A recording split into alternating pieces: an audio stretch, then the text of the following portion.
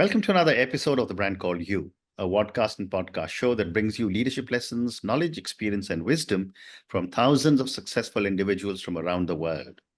I'm your host, Ashutosh Garg, and today I'm delighted to welcome an accomplished author with an amazing life journey from New Hampshire, USA, Jim Kaveney.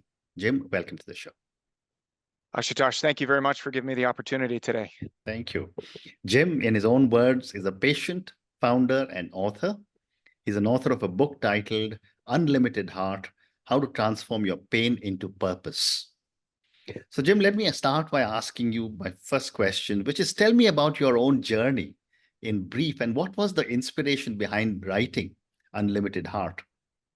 Sure. No, great. Yeah. So in brief, I guess at the end of the day, I graduated with a degree in biology, but ultimately some people might have said I should have gotten a degree in confusion because I had no idea what I wanted to do with my life at the time. Mm-hmm. But ultimately got into life sciences, and I spent many years working in the life sciences and biotech industry, where I was in learning and performance for many years. Launched my own business in 2012 called Alchemy Partners. That was my first company. And while I was launching my first business, I was also diagnosed with atrial fibrillation. Mm-hmm. And so my entrepreneurial journey, as well as my AFib journey, were really mixed, one and together. And it was from that, the challenges being an entrepreneur, as well as being a patient, that led me to realize that there was a significant amount of pain in my life that I might be able to share with people and potentially have an impact on their lives. So that was the purpose around writing the book. Okay. And, Unlimited Heart delves into your childhood. What was it like growing up in an 11-member household, and how did that shape your entrepreneurial spirit? Yeah, so I was the baby of 9, right? So I got to emphasize that, because my siblings always tell me my life was full of gold and all sorts of treasures where they didn't have it, but certainly was not the case. But no, growing up with 9 siblings and both of my parents was amazing, and I would not change it for the world. You know, the thing that, as I often look at from an entrepreneur perspective, 2 of my brothers started their own businesses, one very early on in his life as a teenager, and then both of them continue to maintain their businesses here as well. But I just, I saw what my parents had to do in order to survive and make sure that we all lived a quality life. And that was something that we often called the Kaveney work ethic, which nowadays is known as defined by Angela Duckworth as grit. And so it was the Kaveney work ethic that's really helped me to define what my entrepreneur journey was going to be. And since you spoke about the Kaveney work ethic and you spoke about grit, for our viewers and listeners, tell us what grit stands for.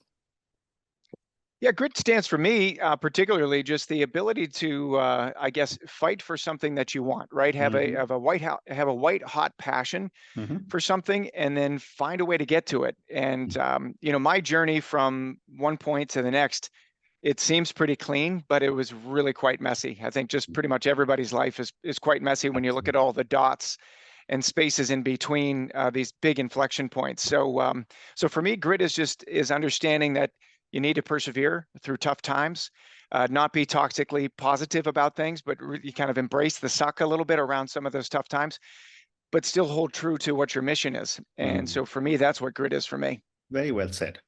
You also mentioned grappling with personal demons in your youth.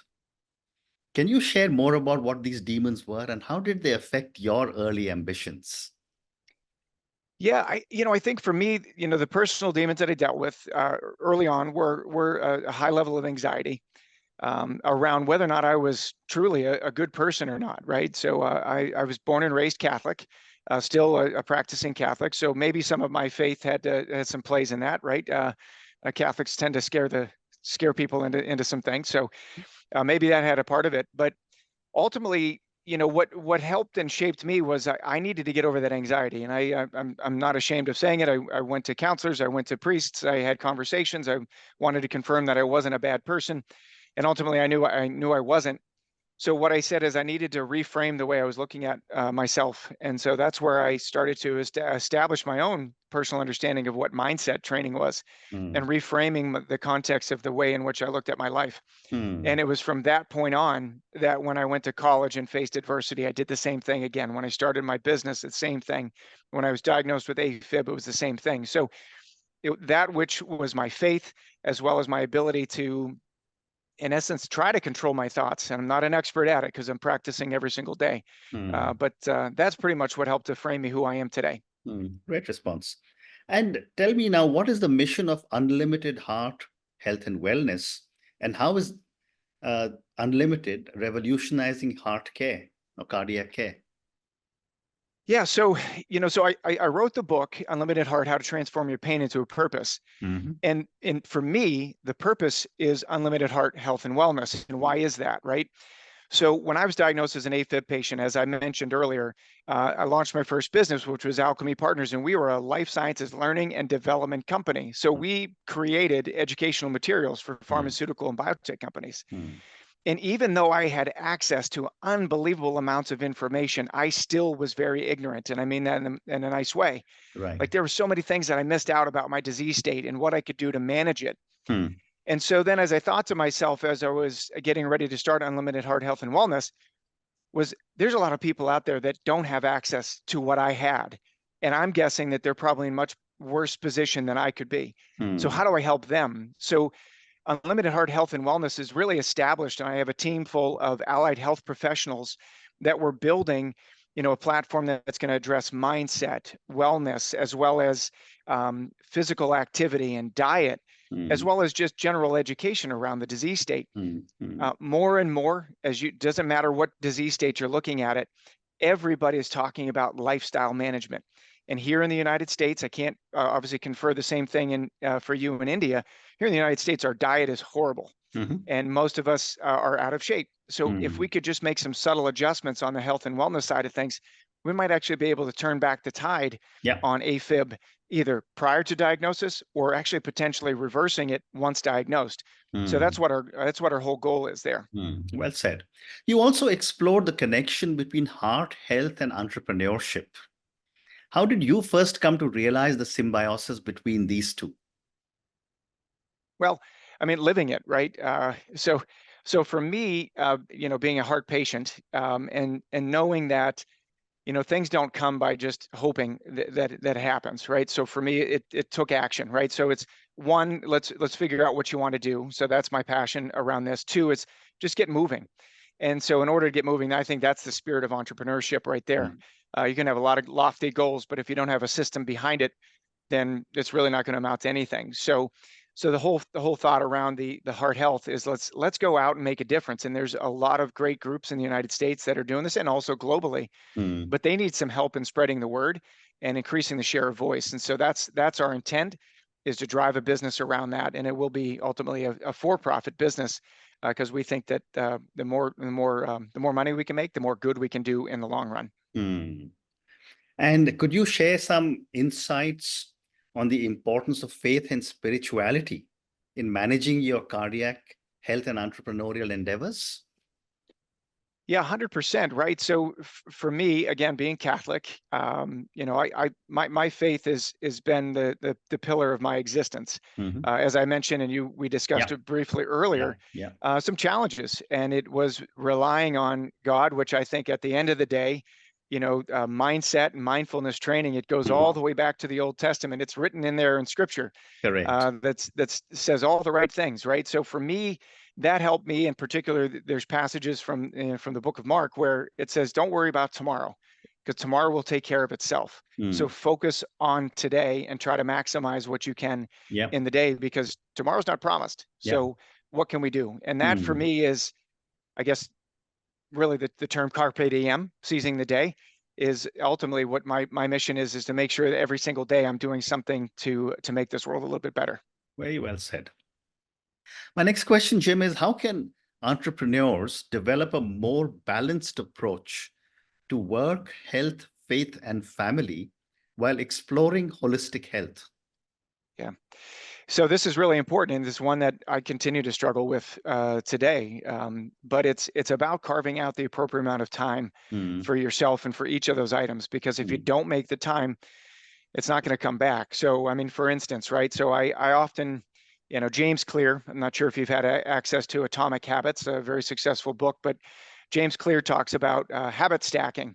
And so what is habit stacking? So do one thing and then do something on top of it at the same time. So for me, when I get up in the morning, I usually get up around 4:45, 5 o'clock every day. I get my workout in, but I'm also praying while I'm doing that. So I'm being very mindful and very expressing my gratitude for what I've given or been given and what I'm trying to do. So I try to do that early part of the day to set me off on the right course.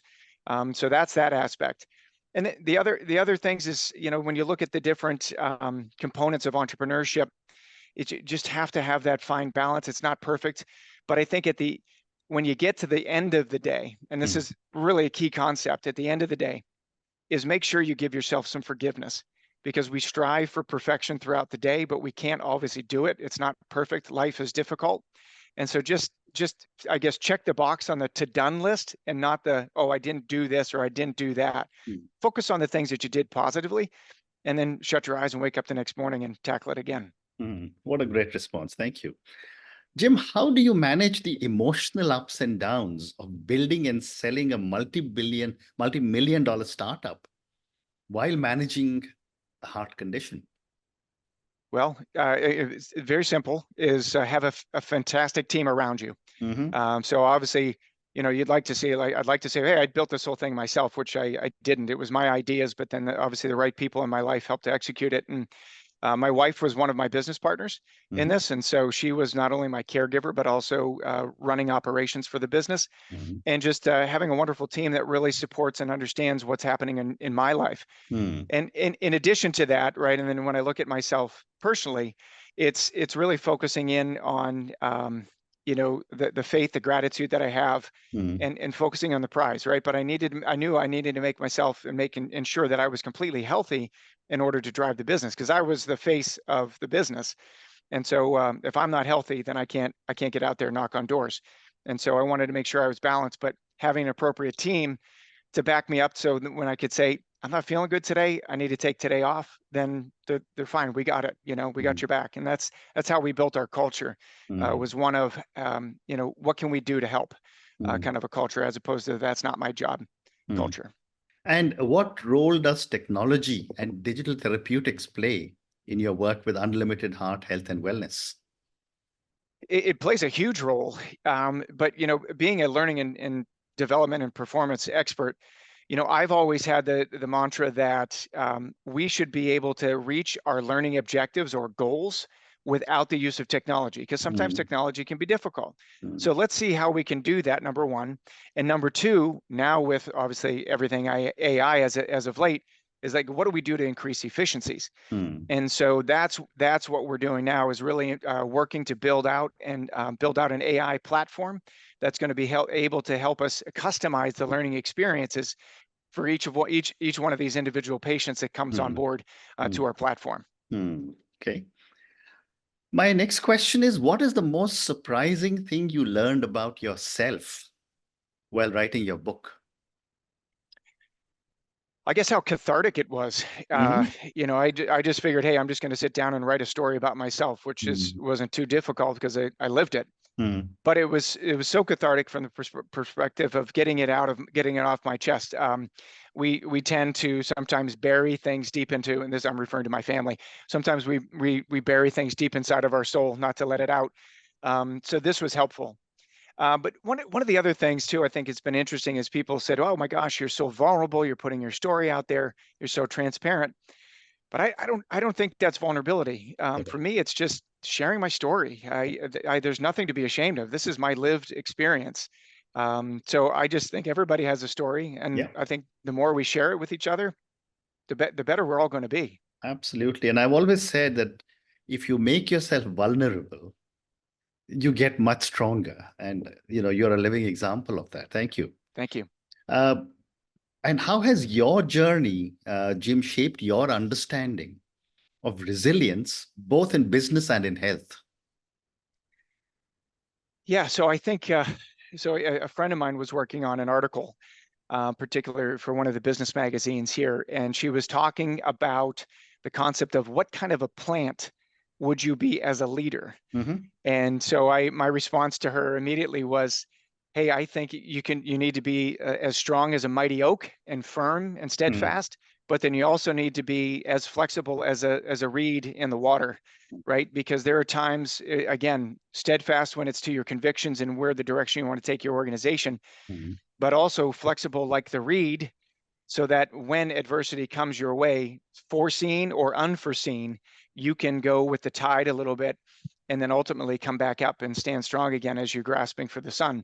So I think that's the way that I look at resistance or resiliency is being able to be steadfast as an oak, but also being resilient and flexible as the reed in the water. Great example. Thank you. I have time for 2 more questions for you. What advice would you give to entrepreneurs who are facing their own health challenges but unsure how to proceed in their business journey? Well, yeah, take a word of advice from me. So I think there are some times, and I did not have white coat syndrome by any means. I wasn't avoiding my doctors. When I realized ultimately that the situation was more dire. And so if you can't build a business if you are not healthy, my father and my mother embedded in me, like, if you don't take care of yourself, then you won't be able to take care of the world. And so do that first, but still hold true to your goals and ambitions of being an entrepreneur, because I think it's possible. And I'm proof positive that is possible. Wonderful. And my last question for you, Jim, what is the key message or call to action that you want readers to carry forward into their own lives from your journey and from our conversation? Don't give up. I think at the end of the day, it's going to take a long time and time is obviously relative. But if you actually have a goal and a mission of getting somewhere, just stay resilient, ebb and flow, like I said, with the reed or the oak, but stay steadfast to the direction in which you want to go, and you'll get there. But just be patient. And for me, it was interesting, and I'll just a little caveat: when we sold our business to private equity, somebody said to me, like, "You are absolutely emotionless. Like, why aren't you excited that you just sold your business?" And I said, "Because I knew I was going to do it." And so for me, it was the excitement, was the journey was building up to that point. It wasn't the sale of the business, because if I waited for it to be fun and exciting at that point, then everything else was for naught. And so enjoy the journey. I know it's probably passé and everybody says it, but truly it is all about the building for me. And the selling of it was validation that what I built was beautiful. And on that note, Jim, I want to just say thank you so much for speaking to me about your own incredible journey. Thank you for speaking to me about Unlimited Heart. I think the kind of stuff that you have been doing and what you've spoken about will be really valuable for a lot of our viewers and listeners. I think you have demonstrated your resilience, and I love your example of the reed and the bamboo, and bamboo, wasn't it? And then, of course, the kind of grounds that we covered today in terms of technology, in terms of your tips for a lot of potential entrepreneurs. And you've done all this given the fact that you had a health condition, which not only did you master and conquer, but you also delivered much more. Thank you for speaking to me, and good luck to you. Ashutosh, thank you for your time. Take care. Thank you for listening to the Brand Called You videocast and podcast, a platform that brings you knowledge, experience, and wisdom of hundreds of successful individuals from around the world. Do visit our website www.tbcy.in to watch and listen to the stories of many more individuals. You can also follow us on YouTube, Facebook, Instagram, and Twitter. Just search for the Brand Called You.